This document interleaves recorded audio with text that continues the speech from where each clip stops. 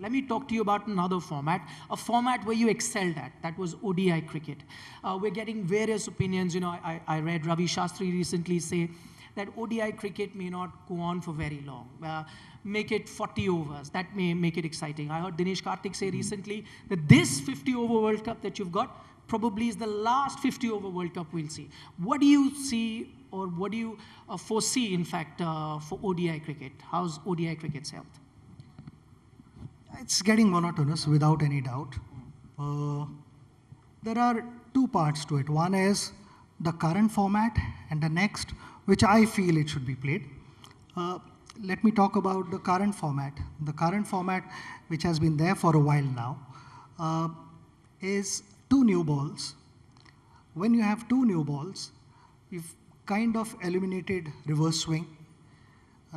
Even though we are in the 40th over of the game, it is actually just the 20th over of that ball.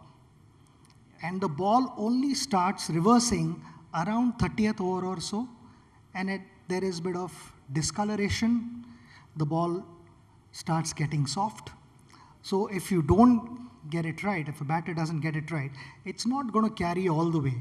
And when the ball starts discoloring, then,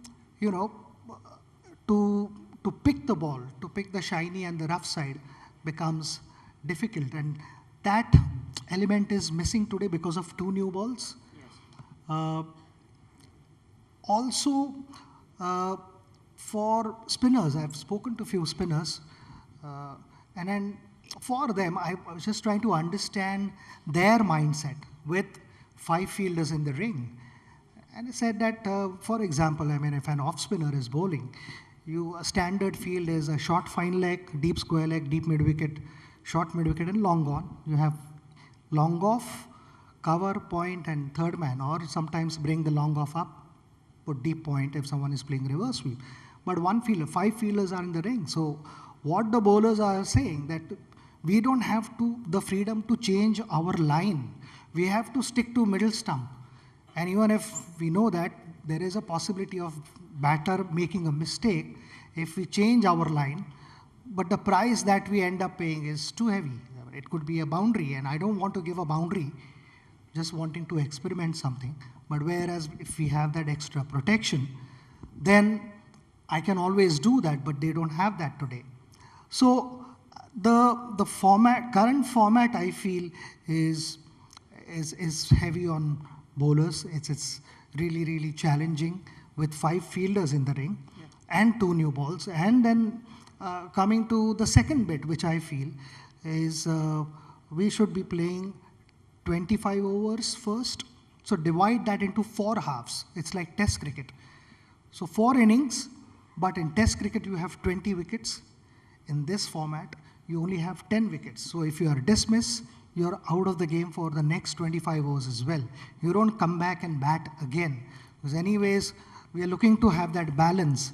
And why I feel this, because I had played a tournament long back in Sri Lanka. We played 118 overs without any result, because the first day Sri Lanka batted first. They played all 50 overs. We batted 10 overs. The match was rained off. No result. We turn up the next evening. Sri Lanka again bat first. We bat for 8-10 overs. The match was again called off because of the rain. So we almost ended up playing 118, 120 overs without any result, declared as joint winners. Yeah. So here, if you have 25 overs, and then the other side comes and bats for 25 overs, and then you bat again for 25 overs, at least you've completed 25 overs each. And if the forecast is bad, then you plan differently. You plan your first 25 overs. Do you want to get to 230, 240 in first 25 overs? We are okay to lose 7 wickets or 8 wickets, but let's score more runs because later on it might rain. So all these unpredictabilities will come into play. Right now the game is becoming too predictable. From 12th, 15th over, yeah, to 40th over, it's kind of losing its momentum. There are not enough eyeballs. It's getting boring. So how do we balance that out? How do we balance out the due factor? Because if a captain has lost the toss and he has to bat first and bowl second when there are wet conditions, it becomes really, really difficult to grip the ball.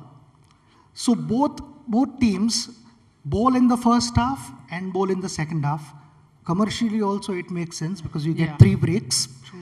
I know, because that element is also important. So the challenges were different. The earlier format, there was a different challenge. Earlier format, they used to be day matches. When I played, actually, there was quite some time ago, there used to be day matches. So one had to deal with the first spell in the first half of the match, and the second half of the match, in sunny conditions, the wicket obviously got better, but there was a period when the surface also dried up and spinners got some help. So that element is missing because of the dew factor. So how can we, just by the spin of a coin, you can't literally decide the result of the game. Yeah. It's more or less become that if you're chasing, you play really, really badly, then you lose. But otherwise, the match is alive. So those factors are really important, is what I feel, to reduce the gap between the two teams only because of that coin.